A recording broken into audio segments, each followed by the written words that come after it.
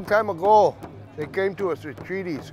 Our grandfathers brought their pipes and they smoked them in good ways, telling the government, hey, we'll follow these.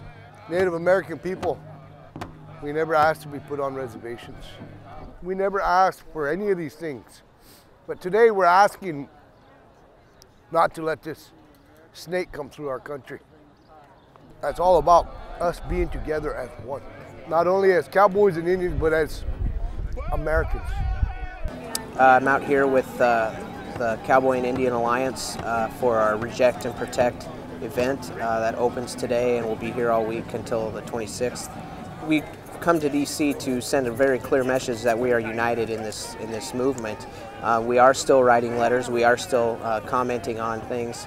We also have to come to Washington and talk to President Obama because he has not so far come to Nebraska to talk to us.